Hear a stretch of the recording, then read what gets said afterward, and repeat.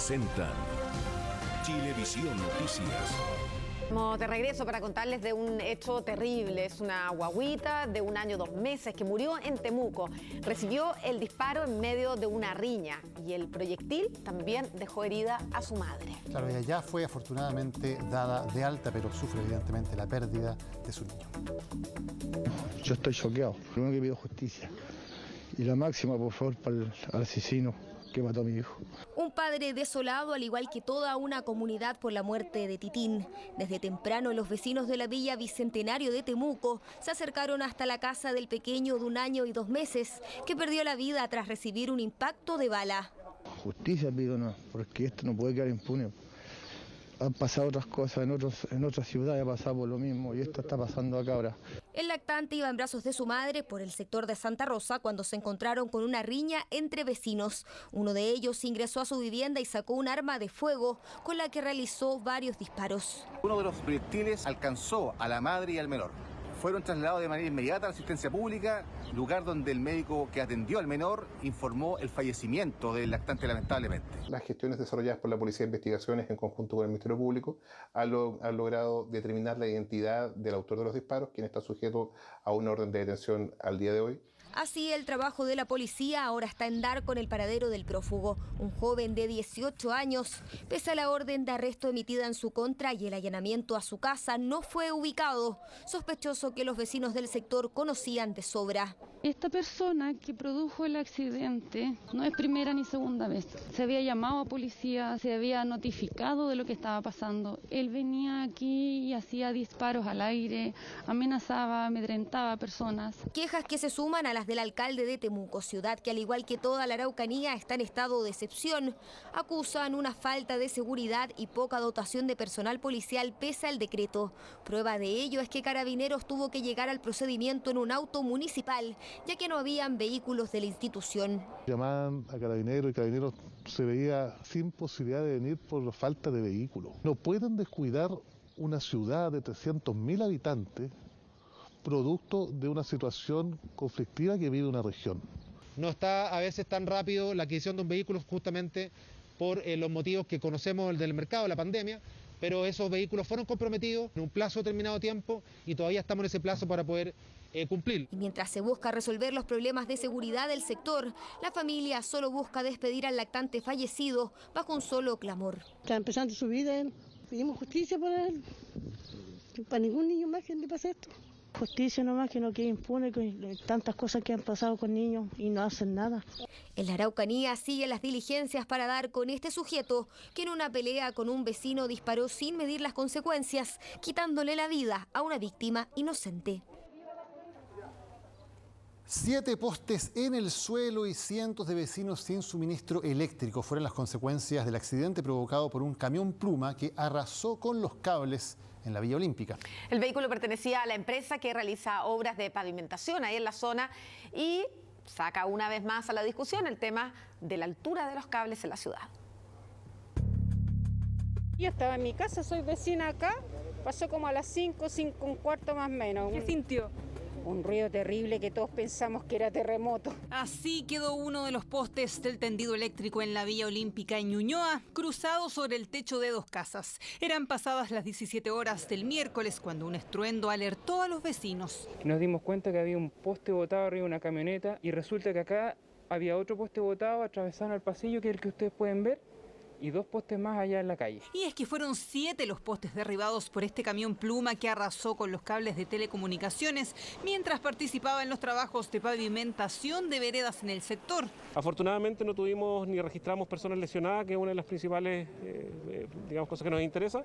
Ya se realizó la denuncia respectiva y están identificados el conductor y también las personas que tuvieron los daños en sus especies particulares. La reja de este edificio también pagó las consecuencias, al igual que cientos de vecinos que quedaron sin suministro eléctrico por varias horas. Y dentro de eso estaba el poste mío que cayó hacia la calle, hacia el interior del jardín. ¿Y qué problemas tuviste tú? Corte de internet y de suministro eléctrico, lo que hemos visto hasta ahora. ¿Y hasta ahora eso se regularizó o no? El internet no y la luz sí. La luz anoche porque él estuvo trabajando toda la noche. Durante la noche nuestros equipos lograron restablecer el suministro a todos los clientes afectados inicialmente. Estamos estudiando las acciones legales que correspondan en contra de los eventuales responsables. Los que también evalúan acciones son los propios vecinos, que acusan no es la primera vez que la empresa Vitumix, contratada por el municipio de Ñuñoa para las obras, les provoca incomodidades. Vamos a generar una demanda colectiva en contra de la empresa Vitumix en un proyecto que supuestamente tendría que ser de beneficio, como el mejoramiento de las veredas. No solamente los postes de luz han botado, sino que roto cañerías de gas, de agua servida. La verdad es que estamos profundamente indignados por esta negligencia de la empresa que está efectivamente contratada para llevar a cabo trabajos que son importantes para el municipio. Estamos evaluando primero hacer valer todos los seguros comprometidos. En segundo lugar, evaluar cualquier acción judicial. A través de un comunicado, la empresa lamentó el hecho, explicó que están trabajando para responder de manera oportuna y que las causas están siendo investigadas. Por lo pronto, en él ya repuso la mayoría de los postes, salvo algunos que será un poco más complicado de reparar. Estamos de vuelta en las noticias. Como un robo con homicidio, se investiga en principio el crimen del cantante de música urbana The Clown, que ocurrió en medio de un aparente asalto a una barbería. Sin embargo, la familia del artista descarta esa tesis y cree que todo se trataría de un crimen por encargo relacionado con la envidia por su éxito musical.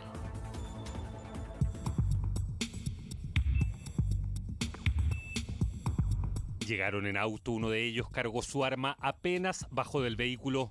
Segundos después entraron a una barbería con la aparente intención de robar un vehículo que estaba estacionado.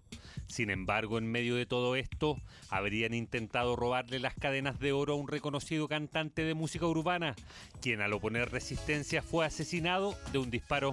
Vean el daño que hicieron, que me dejaron sola con mi hijo de 8 meses. Y nada, que se haga justicia, él era bueno, estaba recién empezando a surgir en la música, en su sueño. Y nada, pues me lo arrebataron, me lo quitaron. Francisco Orellana, de 26 años y padre de un niño de 8 meses, era más conocido como The Clown o el Payaso de Oro en el ambiente de la música urbana. Videos con más de 100.000 reproducciones en YouTube lo encumbraban a la cima. Para su familia, la envidia por esto es la razón de que le dieran muerte. No creen en la tesis del asalto. A él fueron directo hacia él. Se supone que a él lo asaltaron, pero mágicamente aparecieron todas sus cosas. Entonces él no lo asaltaron. A mi marido lo vendieron, lo quisieron matar, no sé quién, pero la persona que lo hizo va a pagar, sea como sea. Según el padre del dueño de la barbería, todo se habría tratado de un hecho fortuito. Lo que creen es que el Audi de su hijo estacionado frente al local habría llamado la atención de los asaltantes, quienes ingresaron al lugar para arrebatárselo. Las dos personas que tiene, que es mi hijo y un amigo de él, se escaparon. Y ahí, después que ellos salieron, se escuchó el disparo, en el cual se lo dieron a este muchacho que es amigo y cliente de mi hijo. Tras el disparo, Francisco fue llevado a un centro asistencial donde llegó sin vida producto de la gravedad de la herida. La noche de este miércoles tenía un evento musical, por ello habría ido a la barbería, por esto también portaba las joyas de oro. Aquí lo vemos en una entrevista hace 5 meses donde se le preguntó cuáles eran sus metas. Van a trabajar, va a estar ahí el nivel de los demás, porque de los que andan ahí sonando rígidos, uno igual suena, pero ya no está intermedio. Falta un escalón para llegar a ese nivel y estamos trabajando para eso, hermano. Una de las pruebas para la familia de la víctima que comprobaría la tesis de un eventual crimen por encargo es que en el video de las cámaras de seguridad se ve como uno de los delincuentes pasa la bala del arma apenas desciende del auto. Que a la víctima le intentaron arrebatar las joyas que andaba portando, ocasión en la cual, y por circunstancias que se encuentran investigando, se efectuó un disparo.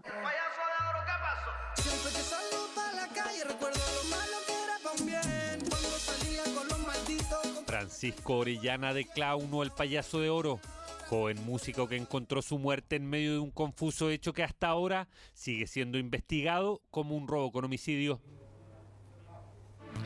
Y continúan los conflictos y las disputas territoriales entre vendedores ambulantes. Esta vez fue en Puente Alto, donde el comercio informal se ha incrementado. Y también en Estación Central, los comerciantes informales protestaron pidiendo que se les permita trabajar en las calles. Estaban los carabineros porque tenían problemas, creo que estaban peleando aquí. Nadie hace nada, pues. Aquí usted ve que es tierra de nadie pone orden aquí. He visto que pelean con armas, sí, cuchillo y esas cuestiones. Y lamentablemente se ha vuelto costumbre para los vecinos que han sido testigos del incremento del comercio ambulante en la comuna de Puente Alto, que al parecer vino de la mano de escenas como estas. ¡Que venga tu marido a pegarme! ¡Que venga tu marido a pegarme! ¡Oye, Remigio, ven a pegarme, por loco, a combo! Veo que había un gran tumulto. En eso, al acercarme, veo que está un par de muchachas discutiendo con un vendedor. ¡Sí, todavía sacaste la... No sabía que yo no soy mujer, no sabía que yo no soy mujer. El tipo volvió a pelear. Y no volvió solo, sino que volvió con otros dos más. Y entre tres trataron de pegarle. Y entre la pelea, con un fierro le pegaron el pecho. Hechos de violencia que no son aislados. Hubo varios testigos, pero son pocos los que quieren recordar lo presenciado. Hoy día justamente hubo una vez. Sí. Pero mira, sin comentario, ahí yo no me meto. Ahí sí que no. ¿Ya? Pero supo que ha habido... Sí, pero ahí sin comentarios, te digo, mi amor. Porque yo trabajo acá y eso sucedió en la esquina. Los protagonistas del video huyeron del lugar. Los comerciantes establecidos cerraron sus locales y el resto de los ambulantes también se dispersaron, pero solo por algunos minutos. Se nota que hay rencillas porque son grupos. Hay grupos que se toman sector y pelean entre ellos. Es bastante recurrente. Conflictos territoriales de los que también han sido testigos los vecinos de Maipú, Santiago y Estación Central. Precisamente en esa comuna es donde los comerciantes decidieron sacar la voz.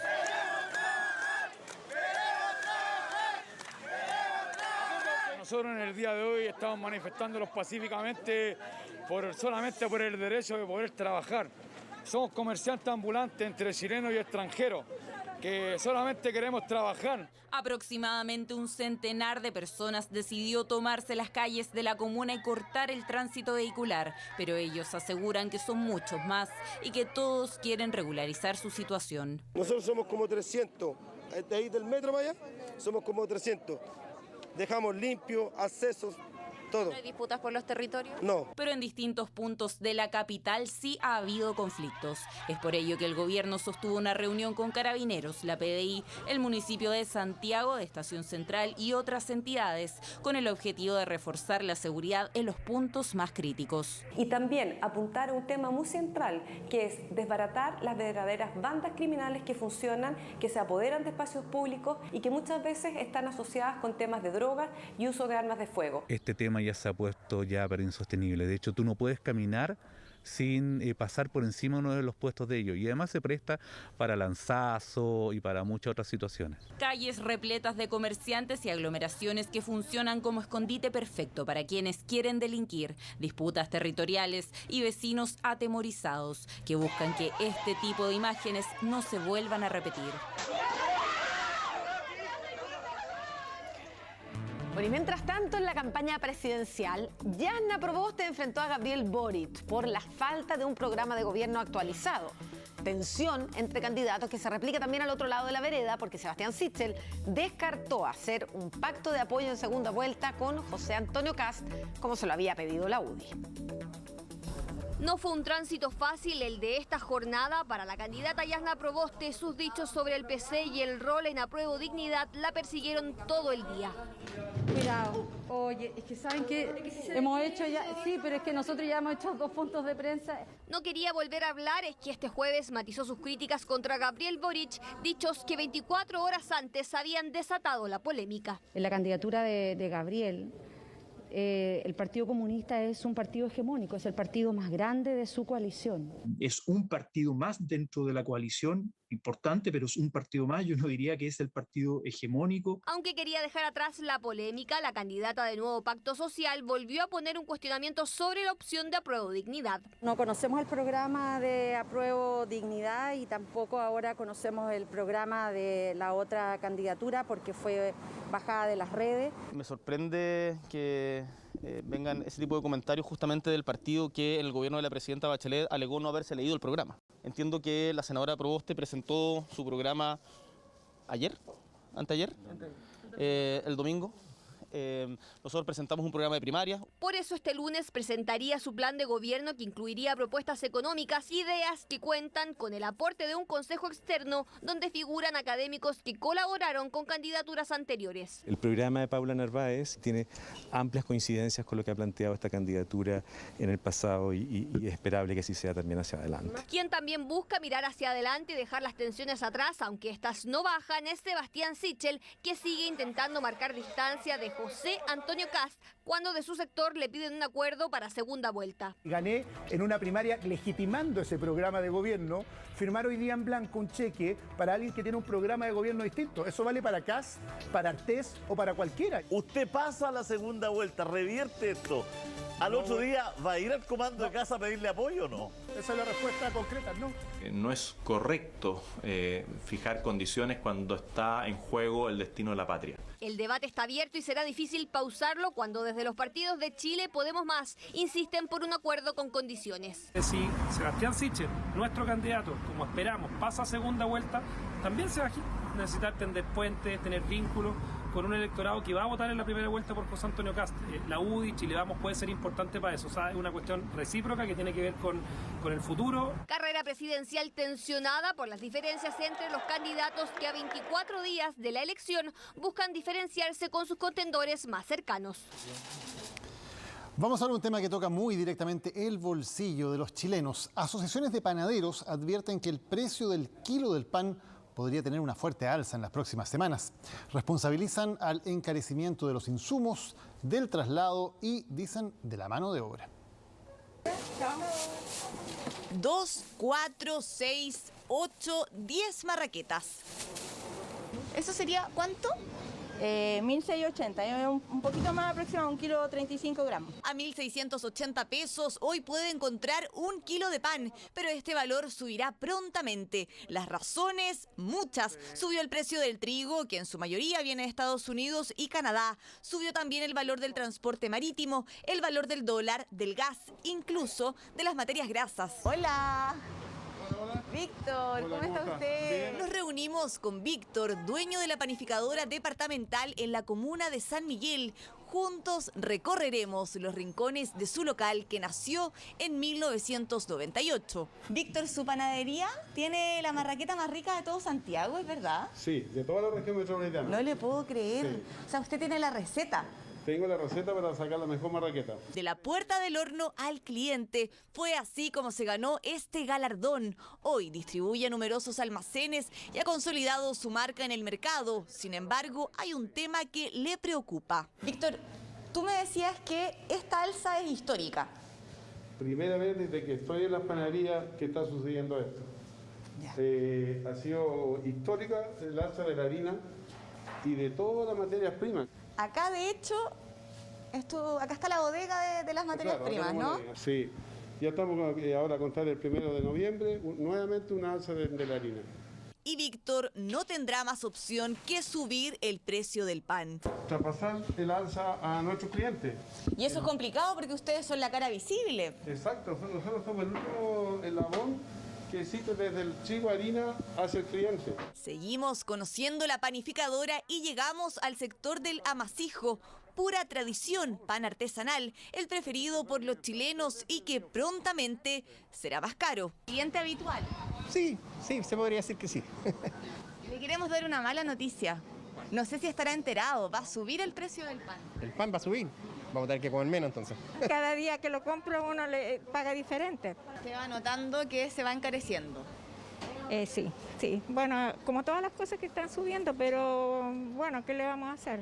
Resignados, dicen sentirse ante una alza que, aunque esperada por los fabricantes, preocupa, pues podrían venirse nuevos aumentos. Estos son los motivos. Las alzas que han ocurrido, que van a ocurrir, se deben a factores externos. Ya el trigo, el 70% del trigo que se consume en Chile es importado. Hoy día los fletes marítimos han subido mucho, el precio del dólar ha afectado y también ha habido una baja a nivel mundial de producción de grano. Desde las asociaciones gremiales hacen un llamado a la calma, pero es un hecho, el alza se viene. Eso va a depender de cada oferente. Lo que sí le puedo decir es que la harina ha sido fuertemente presionada en el último tiempo y yo creo que estamos muy cerca ya de los 100 pesos solamente el costo de la harina.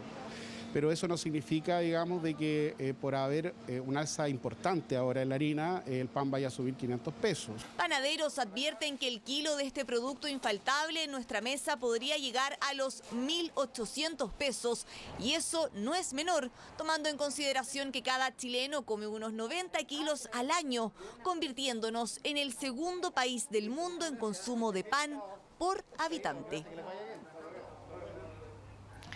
Irritación, pérdida del cabello y caspa son solo algunas de las consecuencias del uso de tratamientos capilares comprados a través de las redes sociales. Un grupo de clientas denuncia que esos productos contienen formol, una sustancia que es tóxica e ilegal en nuestro país. Mire cómo mancha. Desinfectante. Huele como entre detergente, cloro, formol. Ni siquiera están bien sueltas las pelotas. Y el producto me dejó el cabello reseco y en malas condiciones. Daira fue una de las clientas que compró productos capilares en una tienda de la red social Instagram llamada Capelo, la que hoy no existe. Su primera experiencia no fue lo que esperaba. Su compra fue una bomba capilar y un acondicionador. La primera vez que lo abrí olía muy fuerte, como si tuviera formol o si tuviera químicos, por ejemplo, de limpieza de casa. Y la primera vez que me lo apliqué me dejó el pelo súper opaco, tuve irritabilidad en las vías aéreas, ardor en los ojos. Les voy a mostrar el producto que yo compré. ¿Es el que te aplicaste en el cabello? Es el que me apliqué. Lo boté obviamente en mi baño y subí el video a la red social. Y quiero que miren, está realmente asqueroso. Yo intento limpiar con una toalla y me sale como puro colorante. Lo mismo le ocurrió a otra joven. Dice que compró más de 100.000 pesos en productos capilares en la tienda virtual llamada Beauty Bless. Su intención era iniciar una pyme revendiendo estos productos. Su pedido llegó en estas condiciones. ¿Están todos vencidos? Todos vencidos, vienen en mal estado. Llegaron todos los sprays cortados, con tinte encima de distintos colores. Algunos venían como podridos, color que eran según color amarillo. Venían como verdosos podridos, con mal olor. Otros venían cortados, otros con una textura como acondicionador. Por miedo a represalias, nos pidió proteger su identidad. Ella y Daira no fueron las únicas clientas que tuvieron una mala experiencia. En redes sociales se organizaron compartiendo testimonios donde aseguran estos productos les causaron irritación y pérdida de cabello. Señalan a la tienda Beauty Bless como la fabricante. Queremos saber qué contienen estos productos, así que vinimos a un laboratorio para que nos ayuden a descubrir si son seguros o no. Vamos a entrar para que a ver si nos pueden ayudar. Hola. A analizar estos productos.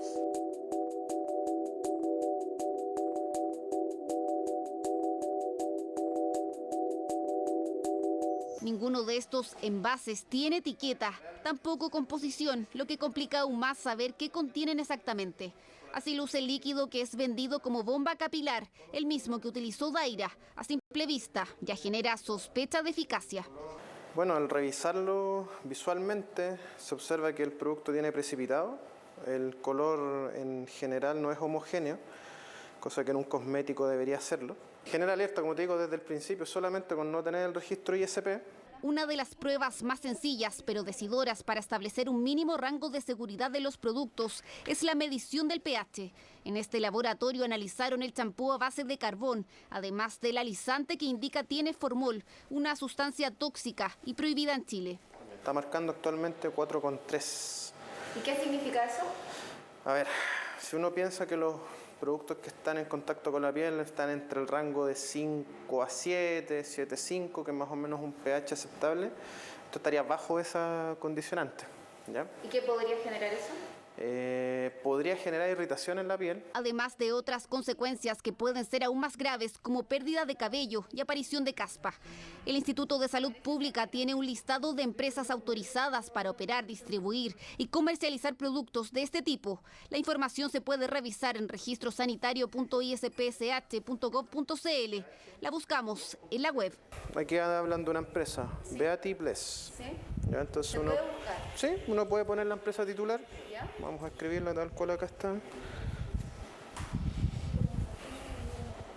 0 registros encontrados.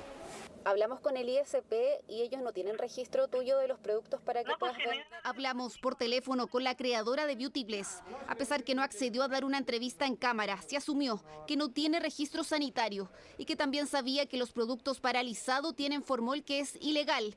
Pero dice que así como ella, otras tiendas hacen lo mismo y nadie las fiscaliza.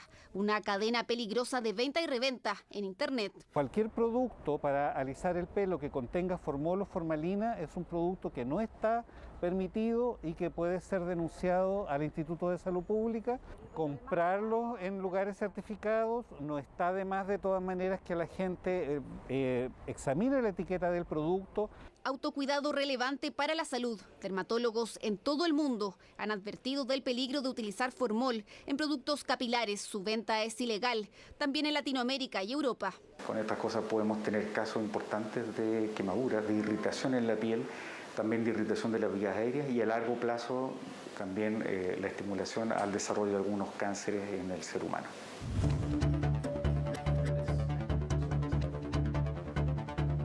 Ambas denunciantes aseguran que compartieron su experiencia para que nadie más vuelva a comprar estos productos sin saber realmente qué están aplicando en su cabello. Y el producto me dejó el cabello reseco y en malas condiciones. Y después de eso no he querido probar nada ni tampoco venderlo. Y hay mucha gente, tanto niños como madres embarazadas o personas como yo, que caen en esta estafa y que están teniendo algo tóxico para no solo su cabello, sino que toda su vida aérea. El llamado de las autoridades es a denunciar a los fabricantes y distribuidores y, por supuesto, no comprar productos sin registro sanitario por Internet. Las consecuencias en la salud pueden ser graves. El Tribunal Oral en lo Penal de San Bernardo declaró culpable a Javier Bustamante Bustos, esto por el delito de homicidio y violación contra la joven Javiera Rojas. El hecho ocurrió el 14 de diciembre del 2019 y este jueves se declaró la esperada sentencia para su familia. Condenar a Javier Antonio Bustamante Bustos por el delito de violación con homicidio, artículo 372. Así era declarado culpable el autor del crimen que el 2019 paralizó a la comuna de San Bernardo y que impactó a todo el país. Era un sábado 14 de diciembre, cuando esta joven de 19 años era obligada a ir a una casa abandonada que estaba siendo habitada por 3 sujetos. A los días, fue encontrada sin vida en el canal de regadío El Espino. Nosotros es muy difícil que se pueda hacer justicia, porque para nosotros la justicia sería al revés, que estuviera mi hija y ellos no estuvieran. Desde entonces se esperaba se aplicara la máxima condena. El Ministerio Público va a solicitar la pena de presidio perpetuo calificado, teniendo presente la no concurrencia de ninguna circunstancia modificatoria de responsabilidad atenuante. Javier Bustamante fue declarado culpable por el delito de violación y homicidio, mientras su hermano también fue condenado como encubridor de los delitos. Violación con homicidio, y en cuanto al hurto simple, tanto para el acusado o condenado ya a estas alturas, Javier Bustamante, como Diego Bustamante, voy a estar a lo ya señalado por el Ministerio Público. Se sometió a las pruebas de ADN, en definitiva, que permitieron, por otro lado, acreditar el hecho principal, que está concatenado al delito de violación con homicidio. La condena finalmente será conocida los próximos días. Hay gran preocupación entre quienes están cerca de jubilarse y tienen sus ahorros en el Fondo E, porque este ha caído solo en septiembre más de 7% y acumula ya una baja de 20% en todo el año. Así, trabajadores que están precisamente en el fondo más conservador para no correr riesgos han perdido varios millones de pesos incluso desde sus ahorros. Aquí en Correo yo estoy desde el año 79. Contratado del año 82, porque antes existían los carteros a honores. ¿Ahora con bicicleta eléctrica? Sí, con bicicleta eléctrica. ¿Ha cambiado la cosa? Hace calor en Las Condes, casi 33 grados golpeando de lleno en el pavimento. Y Carlos Lagos, ahí está, con 62 años, ya no pedaleando, pero sí a bordo de una bicicleta, como en las últimas 4 décadas, repartiendo la correspondencia de este sector, que no es el suyo, vive en San Bernardo. Sacrificio que él ya tiene asumido, a diferencia de otros obstáculos que no piensa dejar pasar. Los políticos están diciendo que si la gente retira el cuarto 10%, que le va a bajar las pensiones, y sin embargo, por otro lado, cada mes nos están quitando más plata, porque ya segunda pérdida. El mes pasado ya perdí como 2 millones de pesos. Carlos dice conocer bien de lo que habla. Constantemente revisa su cartola de la AFP porque, claro, está a 3 años de jubilar y ve cómo sus ahorros que están en el Fondo E se diluyen.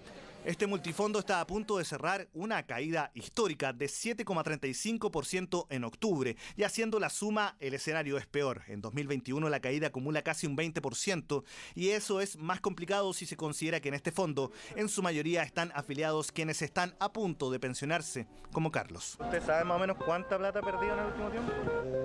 Yo creo que fácilmente entre 4 y 5 millones.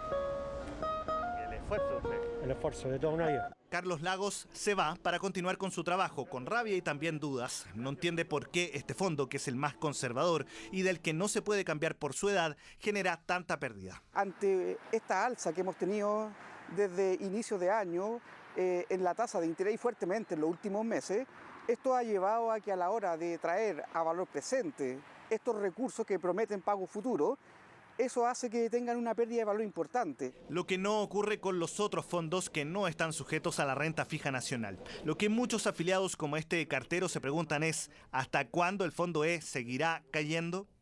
Mientras más se acerque la posibilidad de retiros, cuarto retiro o el retiro de renta vitalicia, más se van a dañar probablemente la rentabilidad del Fondo E y también el D probablemente. Esto porque, según explica, las administradoras y aseguradoras deben liquidar sus instrumentos de inversión para tener el dinero, la caja suficiente para pagar un eventual cuarto retiro. Eso genera pérdidas. ¿Qué es lo que ocurre con el cuarto retiro? Se van a afectar mucho más y se van a afectar también probablemente los otros fondos, porque ya hay que empezar a liquidar no solamente renta fija, sino que también renta variable. Desde el Congreso se han planteado dos alternativas. Una compensación estatal, es decir, un bono para quienes se hayan jubilado desde 2020 y quienes lo hagan hasta 2022 para amortiguar las pérdidas del Fondo E durante la pandemia. Y el otro es establecer de una vez un fondo más conservador, aún el F. Eso, en circunstancias como la de hoy día, habría aminorado las pérdidas respecto a haber estado en el Fondo D o E. Haber tenido un fondo alternativo de tener básicamente la plata como debajo del colchón. Exactamente, porque no genera pérdidas, pero tampoco produciría ganancias cuando exista rentabilidad. No son buenos tiempos para tener los ahorros en el Fondo E y por lo que se proyecta, tampoco lo serán en el futuro próximo. La Corte Suprema acogió 6 recursos de protección de víctimas en el contexto de violencia rural en el Biobío, la Araucanía y los ríos. Se trata de un fallo inédito en el que se pide a las autoridades coordinarse e implementar un plan de protección. El gobierno respondió e interpeló al Poder Judicial. Fue esta sala de la Suprema la que golpeó la mesa y que en un fallo inédito pidió coordinación, implementar medidas y además estableció un actuar arbitrario. El máximo tribunal del país acogió 6 recursos de protección de un grupo de víctimas del Biobío, la Araucanía y los ríos afectados por la violencia rural. Creemos que el Estado una vez más ha llegado tarde. No debieran por qué haber víctimas de violencia rural. Es el Estado el que debe brindar la seguridad a todos los habitantes del país. Se establece en el punto 9 que los hechos develados demuestran la insuficiencia de las medidas puestas en práctica, toda vez que un grupo considerable de la población continúa viéndose privada o al menos limitada de ejercer actividades sociales y económicas. También más abajo se especifica que cabe exigir mayor diligencia a la autoridad. Agradecemos a la Corte Suprema que haya acogido estos 6 recursos de protección, que además ordena a las autoridades a implementar un plan de protección y reparación a las víctimas de violencia. Nos parece también que el fallo interpela o debiera interpelar a otros poderes del Estado, como el Parlamento, para mejorar la legislación que mejore la situación respecto a la impunidad y la seguridad. El fallo emplaza directamente a las autoridades, puesto que es claro al indicar que en un plazo breve se deberá implementar un plan de medidas que procure protección eficiente. ¿Qué dicen desde el Ejecutivo? Desde Temuco, Rodrigo Delgado respondió a los ministros de la Suprema mientras hacía un balance por el estado de excepción en la zona. Esos recursos son del año 2020 y cuando se resuelven esos recursos lamentablemente no se tuvo en vista justamente la implementación de este estado de excepción. Este estado de excepción constitucional justamente responde a la necesidad de los vecinos, de las vecinas, de tantos chilenos y chilenas de estas 4 provincias, justamente de tener la posibilidad de sentirse y merecer, ¿cierto?, estar más tranquilos. Pero no solo se quedó allí, porque lanzó de vuelta la pelota y emplazó al Poder Judicial. Pero también lo que pedimos es coherencia. Vale decir que las mismas cortes no dejen libre a un narcotraficante como Jorge Huenchullán. Visita a la zona en medio del pronunciamiento de la Suprema, que mantuvo silencio esta jornada, y también cuando se inicia el segundo periodo del estado de excepción constitucional que regirá hasta el 11 de noviembre. Después de 12 años en el poder municipal, un exalcalde está en la mira. Hoy, quien lo reemplazó en ese cargo lo acusa de una serie de supuestos delitos. Un estadio mal construido, licitaciones cuestionadas y hasta despidos para que supuestamente cercanos recibieran millonarias indemnizaciones. El perjuicio fiscal superaría los 3.000 millones de pesos. Todo en el reportaje de Ricardo Nani. Contratos y despidos cuestionados. Con el fin de favorecer a sus cercanos y lamentablemente se dañó el erario público. Licitaciones con graves deficiencias. Nos dimos cuenta que había responsabilidades que escapaban del límite de lo administrativo y pasaban a ser de carácter penal, es decir, delictual. Obras que prometían cambiar la calidad de vida de una ciudad, pero que no cumplen con los estándares mínimos.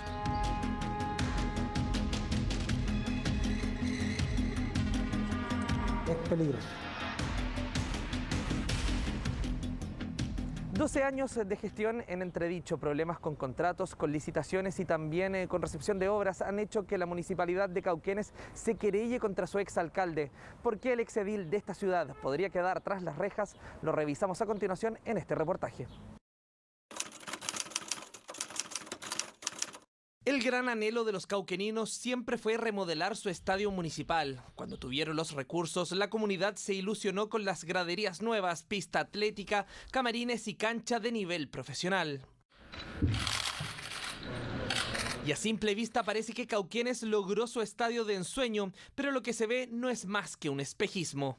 Se ve muy bonito detrás, pero en el fondo es un estadio que en este momento no podemos utilizar y es muy probable que durante mucho tiempo, por lo menos en el plazo de un año, no podamos ocupar. Esta construcción tiene graves deficiencias. Basta recorrerlo para que vayan quedando al descubierto las falencias de un estadio que nunca ha podido ser usado.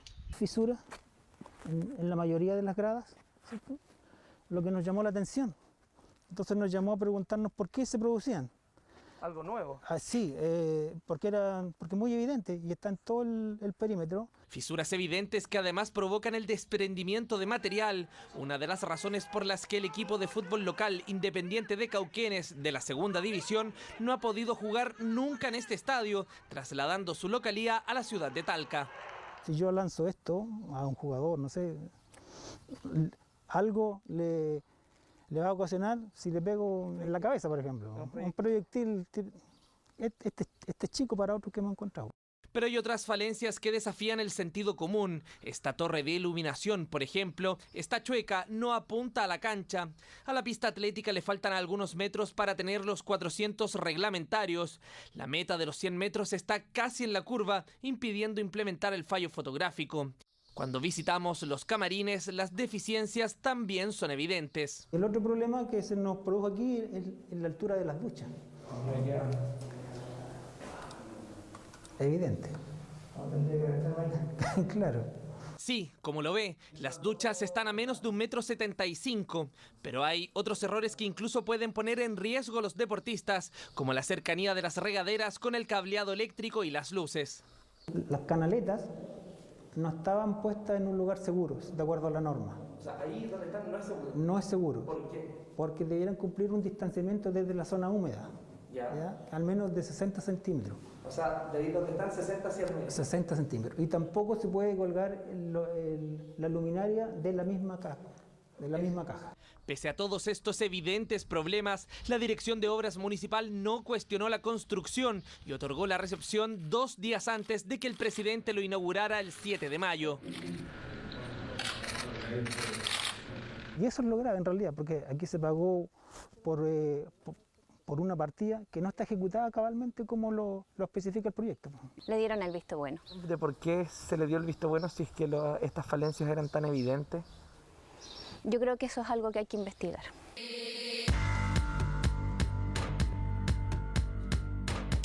Pero, ¿quién es el responsable de esto? La alcaldesa Neri Rodríguez asumió el 28 de junio y apunta directamente a su antecesor, Juan Carlos Muñoz.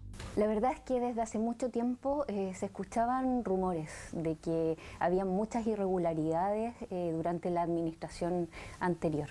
Y para despejar las dudas abrió una investigación interna. Los hallazgos fueron más allá de lo esperado, tanto que interpuso una querella criminal por prevaricación y otros delitos. Nosotros entregamos una querella de 66 páginas, con aproximadamente 8 capítulos destinados a 8 situaciones distintas que nos llamaron la atención y son de gravedad. 12 años en el poder, 3 periodos consecutivos estuvo Juan Carlos Muñoz como alcalde de Cauquenes. Solo la ley promulgada que limitó la reelección lo apartó del sillón edilicio. Impedido de ser candidato, postuló a su hijo, quien finalmente perdió la elección ante Neri Rodríguez. Días después de esa derrota, Juan Carlos Muñoz firmó cartas de despido para una serie de funcionarios cercanos a él, con derecho a millonarias indemnizaciones. Altos mandos, como ya dije, jefe de cementerio, jefe del departamento de educación y otro círculo de personas cercanas al exedil. Comparten lazos familiares, comparten espacios, clubes de amistad. Eran funcionarios que normalmente dejan sus cargos por cuestión de confianza. Sin embargo, aquí lo que sospecha la actual administración es que los despidos se hicieron para que recibieran indemnización. Se había desvinculado a personas sin tener los fondos para hacerlo. Además, se les desvinculó por la causal de necesidad de la empresa, a cargos como director de cementerio, director de Jefedain. La duda que nos queda es: ¿cómo puede ser necesidad de la empresa despedir a un director de cementerio?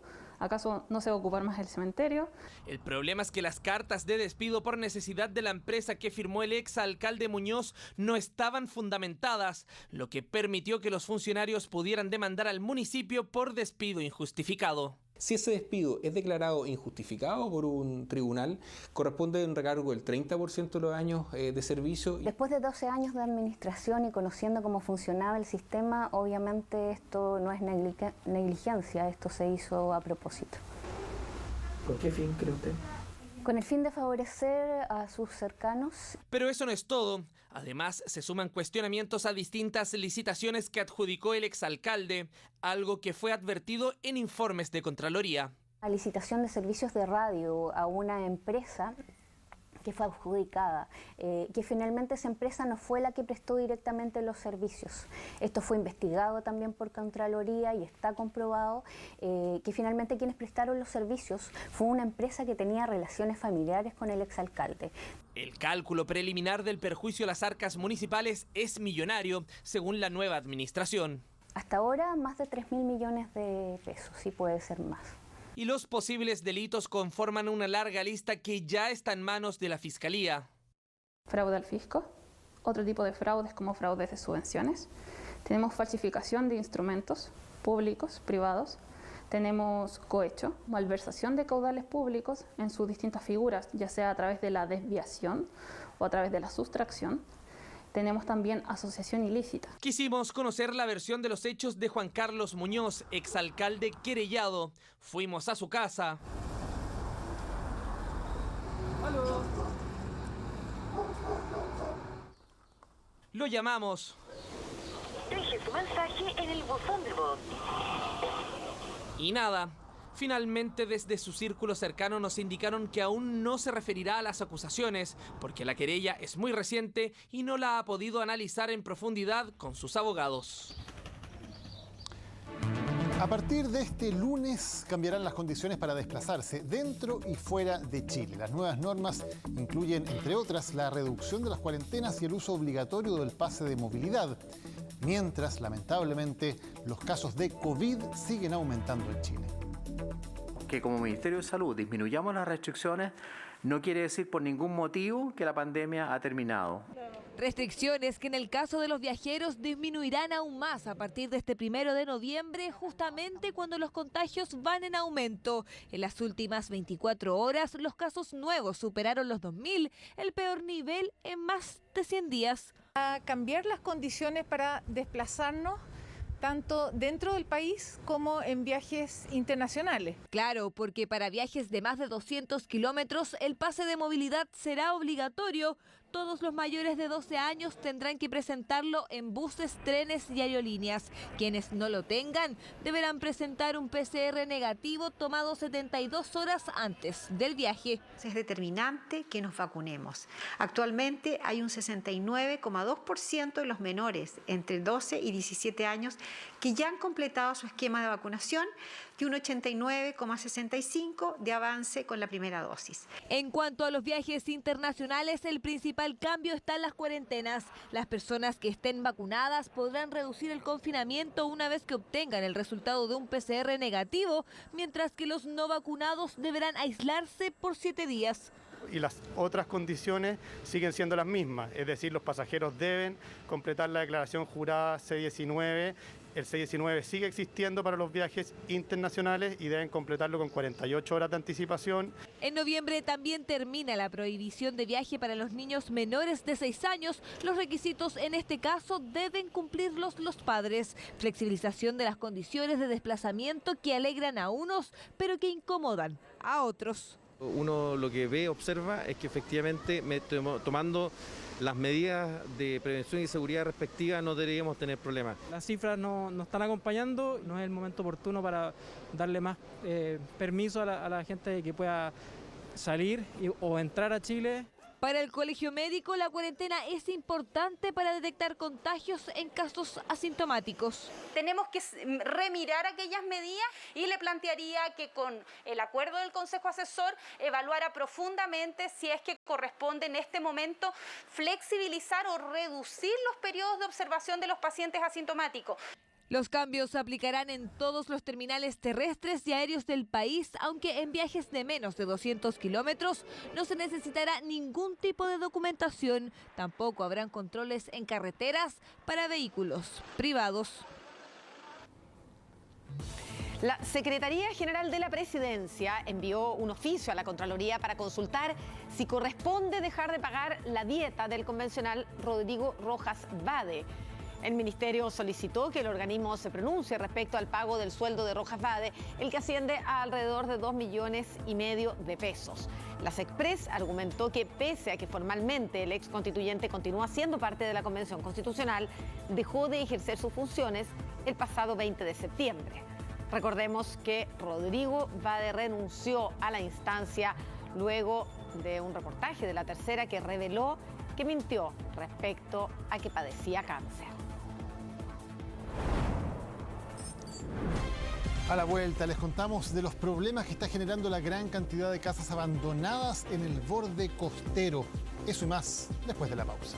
Están presentando Chilevisión Noticias. Ya estamos de regreso junto a Carlos Greitz para conocer las noticias internacionales. Carlos. Y vamos a partir por una que sorprendió a muchos hoy cuando finalmente se conoce el nuevo nombre de Facebook. Ahí está, la nueva identidad, Meta se llama, la nueva identidad de Facebook que dio a conocer el propio Mark Zuckerberg y que revela esto que, claro, en rigor es un cambio de nombre, pero solo de la empresa matriz, del holding. La red social, la aplicación que ustedes tienen en sus teléfonos, va a seguir llamándose Facebook, pero claro, lo que está intentando hacer Mark Zuckerberg es desmarcarse de Facebook como nombre para todo aquello que engloba las empresas de Mark Zuckerberg, incluso WhatsApp, Instagram, que van a seguir siendo cada una de ellas por su nombre oficial, porque claro, es muy difícil hacer un cambio a estas aplicaciones tan reconocidas mundialmente. De todas formas, entonces, lo que aparentemente este cambio pretende, ha dicho Mark Zuckerberg, es reflejar nuevas tecnologías. Está en búsqueda de también potenciar la identidad visual de esta compañía a través de un metaverso, es decir, un universo de distintas organizaciones en torno a Facebook y esta vez ahora Meta. Pero también hay un intento de desmarcarse de la marca Facebook que ha estado tan en la controversia en los últimos días con los Facebook Papers, ¿no? Estas revelaciones en torno a los ex empleados que han revelado normas y formas de operar de redes sociales que son del todo polémicas en torno a distintas acciones que pudieran tener que ver con situaciones que los algoritmos no detectan y que pueden ser incluso perjudiciales para los usuarios, incluso para los niños, ¿no? Es parte de lo que por ahora se intenta desmarcar Facebook con este cambio de nombre. Claro, vamos a ver si empezamos a identificar este signo que es como un infinito, algo parecido como un signo infinito, claro, a una M de Meta.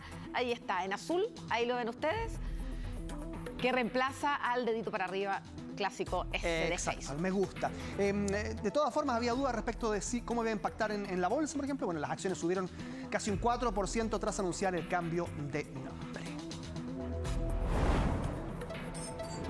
Cambio de estrategia también en Corea del Norte, aunque a muchos les parece bastante complejo, porque el régimen habría recomendado a la población comer menos debido a la escasez de alimentos que golpea a la nación asiática. Esto que parece incluso caricaturesco para muchos, recomendar comer menos a una población que ya está empobrecida, de todas formas tiene que ver con una política de racionar alimentos, teniendo en cuenta que la crisis alimentaria fue incluso reconocida por el propio Kim Jong-un en un discurso hace algún tiempo. Es claramente una emergencia, la gente está luchando contra la escasez, han dicho los medios oficiales norcoreanos, y por eso es que se recomienda consumir menos alimentos y conservarlos hasta 2025, que es el año en que se reabren las fronteras comerciales con China. Pero más allá de esto, claro, uno sabe, es lo que uno conoce, ¿no? A ciencia cierta, a través de medios oficiales muy controlados. ¿Cuál es realmente la calidad de vida, las condiciones en las que están los ciudadanos de Norcorea? Es todavía para muchos una incógnita. Claro, imposible saber si no hay medios de comunicación, no hay prensa libre que pueda informar respecto a cuáles son las condiciones reales que están viviendo los norcoreanos. Claro, cuánto es el porcentaje de desnutrición en torno a la nación también muy golpeada por la pandemia, es una de las grandes interrogantes, pero aquí está entonces el último mandato entregado por Kim Jong-un y el resto de su régimen. Vámonos a Argentina.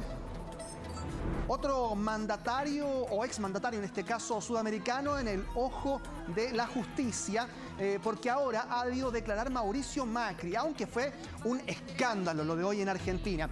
Dijo ser víctima de persecución en su contra. Está siendo interrogado por un presunto espionaje ilegal a las familias de las víctimas del Ara San Juan, este submarino que se hundió provocando la muerte de 44 personas. Pero debía ser interrogado hoy y la indagatoria se suspendió porque no fue relevado del deber de guardar secreto de inteligencia que restringe un mandatario. Eso es solo potestad de un presidente y en este caso él tenía todavía ese secreto de inteligencia, por eso finalmente no pudo declarar. Y allí se forma esta controversia en torno a esta interrogatoria que quedó definitivamente trunca. En tiempo récord, Alberto Fernández le entrega, le releva este secreto de informar, por lo tanto ahora sí podría declarar, pero todavía no hay fecha para un nuevo interrogatorio. En el intertanto, ustedes ven allí, protestas en Buenos Aires también por el rol que Mauricio Macri enfrentó en torno a la crisis económica y al préstamo del FMI, que han dicho los trabajadores, por ejemplo, allí están manifestando, no debe pagar el pueblo argentino, en definitiva. Complejo escenario también enfrenta a Rusia, que alcanza un nuevo doble récord de contagios y muertes diarias. Es por lejos la nación más afectada de Europa, con cifras que incluso se parecen mucho a las de la primera ola, más de 1000 muertos en Rusia, parecido a lo que ocurría en Italia y en España, y también respecto de lo que ocurría en Alemania en la segunda ola, también con cerca de 235.000 muertos desde el inicio de la pandemia. Así es que es muy complejo. Van a enfrentar ahora en Rusia, al menos en Moscú, una cuarentena parcial para intentar bajar los contagios. Muy preocupante e importante que nosotros estemos mirando también qué es lo que pasa en otros países, porque de alguna manera podría anticipar lo que ocurriera en los próximos meses. Así es que no olvidar que hay que seguir cuidándose. La pandemia sigue con nosotros. Muchas gracias, Carlos. Nos vemos. Que estés bien, que tengas buenas noches. Muchas gracias, Aldo. Vamos a ir ahora a Viña del Mar con las noticias, porque ahí existen varias propiedades en el borde costero que están abandonadas o destruidas. Son propiedades fiscales que tienen las llamadas concesiones marítimas. Una de ellas fue solicitada por una federación deportiva para construir un albergue de deportistas de alto rendimiento. Sin embargo, fue adjudicada a la PDI. Es un caso que levanta polémica sobre cómo la Subsecretaría para las Fuerzas Armadas está asignando estas concesiones al borde del mar. El reportaje es del periodista Julio Sánchez. Estamos en el borde costero de Viña del Mar, entre la playa Salina y la playa Reñaca. Y aquí, en todo este borde costero, hay casas o hay inmuebles que se le llaman mejora fiscal. Son concesionadas marítimamente, una concesión marítima. Desde el océano, adentrándose hacia la costanera, varias casas van ofreciendo una imagen poco amigable del borde costero en este lugar de Viña del Mar. Propiedades abandonadas y algunas destruidas, la triste y desoladora imagen de una concesión marítima. ¿Desde cuándo está abandonada esta casa? Desde exactamente el año 2009 empezó a ser abandonada, primero quedó con un cuidador y ya el 2012 ya prácticamente no tenía a nadie. O sea, más de 10 años. Más de 10 años y ha tenido ocupas entre medio.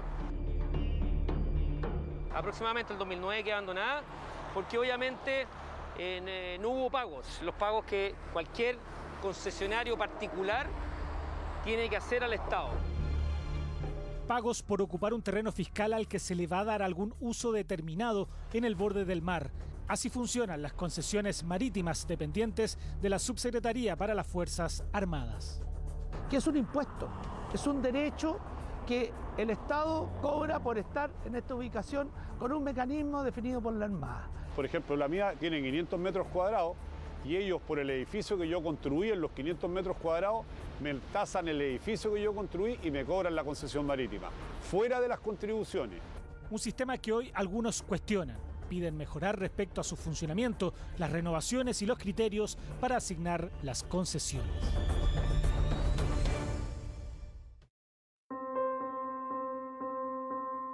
Este lugar es una casa que era una casa de uso particular.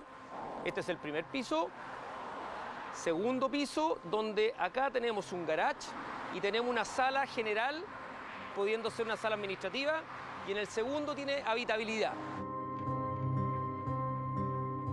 Desde el año 2016 que esta casa permanece deshabitada, como varias más que están en esta costanera en Viña del Mar. Luego que el anterior concesionario la dejara tras un aumento en las tasaciones fiscales que le significó un incremento importante en el precio de su concesión. Lleva más de 4 años sin uso.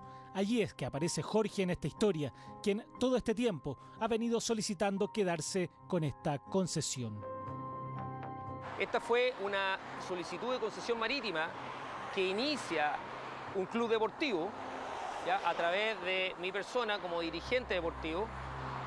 Con el Instituto Nacional del Deporte solicitamos un albergue para deportistas de alto rendimiento, pensando en que la necesidad de los deportistas de la región, especialmente del interior, entrenan en el centro de entrenamiento regional que queda en Valparaíso y por lo tanto necesitan un albergue posterior al entrenamiento o antes del entrenamiento. Entonces es un lugar de paso.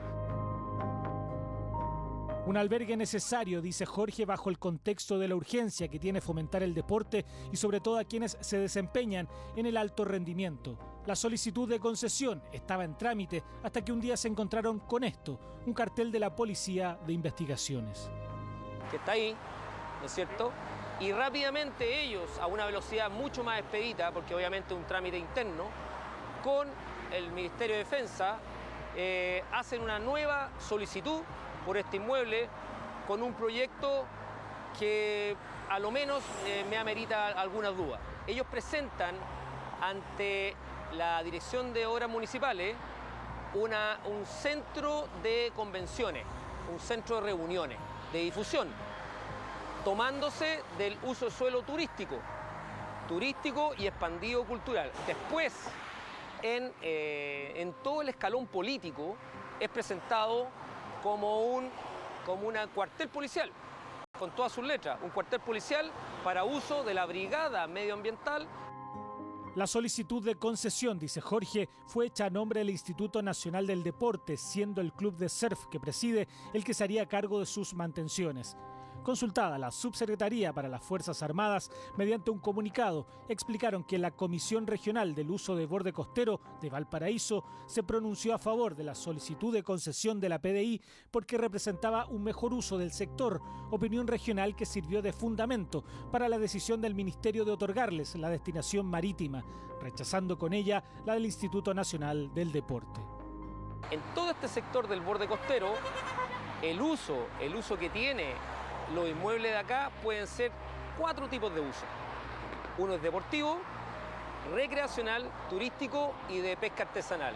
No puede y está prohibido incluso por uso de suelo, por el plan regulador comunal, cualquier otro uso. Ese sería un argumento, dice Jorge, para cuestionar la decisión de la Subsecretaría para las Fuerzas Armadas de rechazar la solicitud de un albergue para deportistas de alto rendimiento y dárselo a la PDI. Consultada la institución policial, prefirieron no referirse al tema. De cualquier forma, deberá ser Contraloría quien resuelva la pertinencia de esta concesión ante una solicitud que el propio Jorge realizó. Aquí estamos en la terraza de Restaurant Maracuyá. Estamos acá desde el año 92 y hemos tenido la concesión del año 2007 hasta el 2017. Raúl encabeza una concesión marítima que tiene este restaurante en Arica. Hoy enfrenta un problema que tiene que ver con la agilidad de los procesos para renovar su concesión, que significa también la decisión de saber invertir o no. Y desde el 2017 hasta el día de hoy estamos esperando la renovación porque los trámites que se realizan para una renovación son muy largos, una burocracia enorme, no hay una buena información, cuesta mucho poder tener un interlocutor con las personas que están resolviendo sobre concesiones marítimas. Nosotros para renovar se nos solicitó una inversión o nosotros ofrecimos una inversión de 250 millones, nos fue aceptado en el entendido de que nos iban a renovar por 30, 40 o 50 años. Pero la renovación, dice Raúl, fue de 10 años, por lo que pidieron revisar dicha resolución y están a la espera de lo que se determine por parte de la autoridad. Desde el 2017, dice, ha demorado el trámite. Otro tema, además, tiene que ver con que le recalcularon el valor de la concesión, sufriendo un incremento importante. Figúrate que en un momento nos llegaron a fijar el 68% del avalúo fiscal como concesión marítima, cosa que en la ley él fija como mínimo el 16%, y de ahí que te lo suban al 68% era una brutalidad. Según explica la Subsecretaría para las Fuerzas Armadas, siempre en el mismo comunicado, el cobro de una concesión corresponde a una renta mínima de un 16% anual sobre el valor de la tasación de los terrenos. Y en caso de que ya existan construcciones previas a la ocupación, se cobrará un 10% de la valoración comercial de dichas obras. Ahí entonces el reclamo que hace Raúl, pero que está lejos de ser el único. Desde el 18 de octubre, en que fue el estallido social, en adelante, nunca hemos podido trabajar normalmente, que hacen imposible e inviable actualmente la explotación de concesiones marítimas turísticas. Estamos pasando momentos muy difíciles, no tenemos recursos, llevamos 1 año y medio cerrado y por lo tanto la condición nuestra es muy compleja. Tanto en Arica con Raúl como en Puerto Montt con Eduardo Salazar, otro concesionario marítimo, coinciden además que la pandemia ha significado una complicación mayor para cumplir con los millonarios pagos que exige tener una concesión. La autoridad marítima nos ha señalado de que si uno deja de pagar 2 periodos consecutivos, esto se paga semestralmente, se caduca la concesión.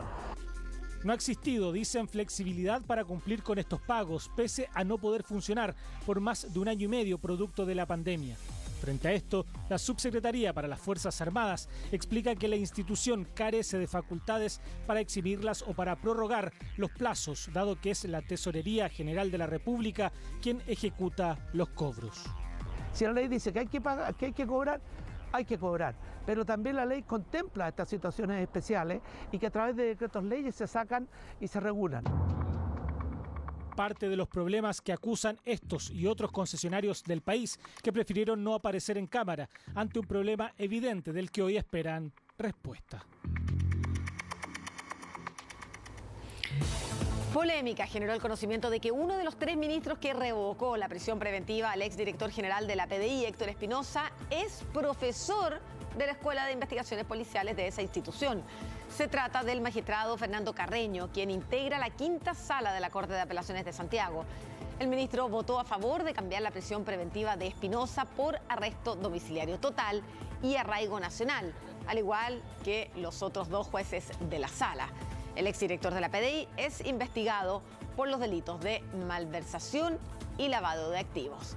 La Dirección de Comunicaciones del Poder Judicial señaló que antes de verse la apelación de Espinosa, el ministro Carreño consultó a sus colegas si era necesario que se inhabilitara y que se había resuelto que no. Vamos a un conflicto que se reactiva. Esta tarde los pescadores de la ex caleta sudamericana de Valparaíso retomaron su protesta en el puerto. Acusan nula respuesta de parte del gobierno a sus demandas. Zarparon en 6 embarcaciones sin autorización de la autoridad marítima, navegaron por la bahía expresando su descontento y prendieron fuego a uno de los neumáticos que son utilizados como defensa del muelle Prat.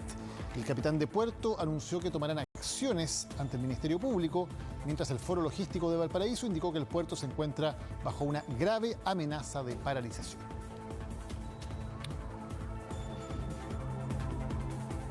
Vamos a hablar ahora, Daniel, del que es el secreto mejor guardado. También es el mejor secreto, pero es el secreto mejor guardado de la televisión chilena, que son los nombres de los participantes de ¿Quién es la máscara? Ya, Julián Efeloin sabemos que está ahí.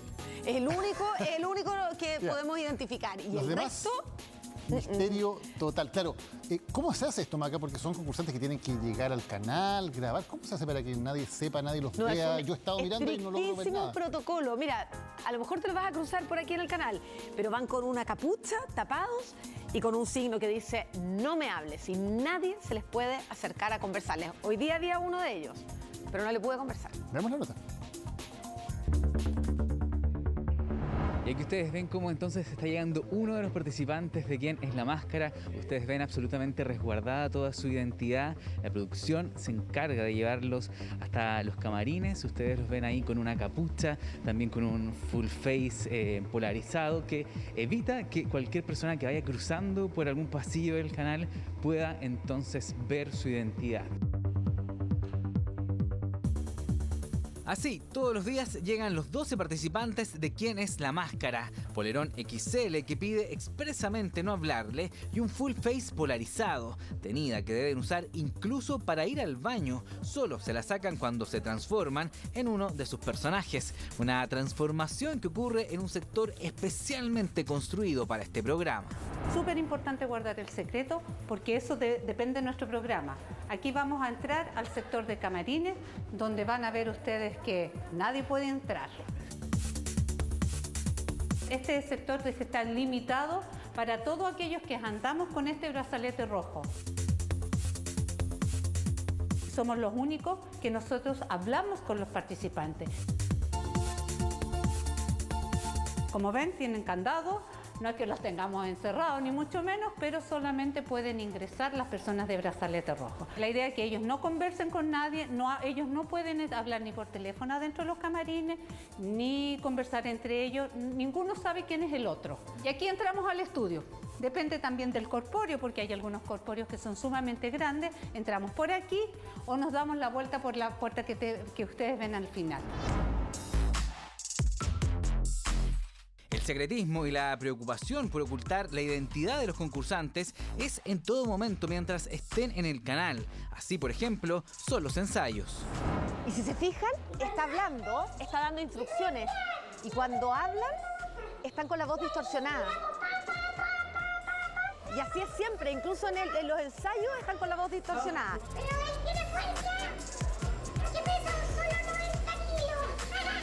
La idea es que nadie sepa, nadie. No sabe la producción, no saben los bailarines que están ensayando con popcorn en este minuto. Nadie de los que está ahí en el escenario con ella sabe quién es. Pero al momento de cantar es su voz real. Entonces esa es la pista que tenemos que mirar.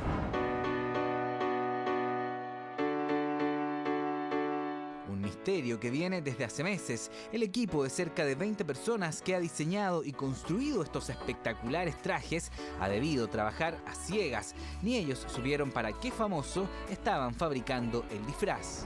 Entonces no sabemos si son mujeres, si son hombres, si son altos, bajos. Entonces lo que tuvimos que hacer es trabajar sobre cuerpos hipotéticos y que en el fondo se puedan adaptar a quien lo use. Entonces empezamos a armar distintos rellenos, cosa de que, no sé, pues si este personaje lo va a ocupar una persona más flaca o más chiquitita, poder rellenarlo hasta el tamaño real del traje, que finalmente es raro hacer un traje de esta envergadura sin saber quién lo va a ocupar.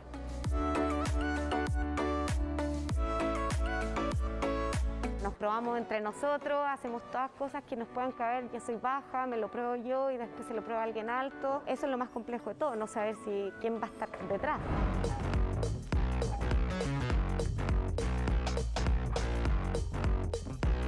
Personajes con disfraces alucinantes cuya verdadera identidad los investigadores del programa y ustedes en sus casas deben adivinar. En cada capítulo, una de estas espectaculares máscaras dejará de ocultar el rostro de uno de los 12 famosos que forman parte de ¿Quién es la Máscara?, un programa que debuta este lunes por Chilevisión.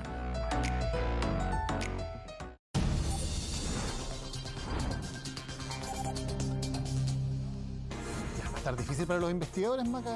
No te imaginas lo difícil que es, así que les voy a pedir ayuda a ustedes y a ti, Daniel. Ya, Cuando los veas el lunes, este lunes feriado, en la noche después de las noticias, ahí va el primer capítulo de estreno. Buena idea. Ya. Bueno, vamos a ver lo que está en nuestra página web, en los sitios de Chilevisión Noticias y de CNN Chile. USACH en la mira por entrega de información de ideología de género. Docentes piden renuncia del rector.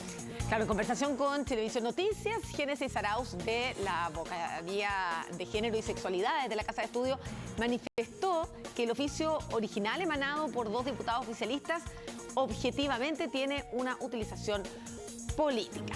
Si ustedes quieren actualizarse y profundizar en este mismo tema, pueden hacerlo en nuestro sitio web.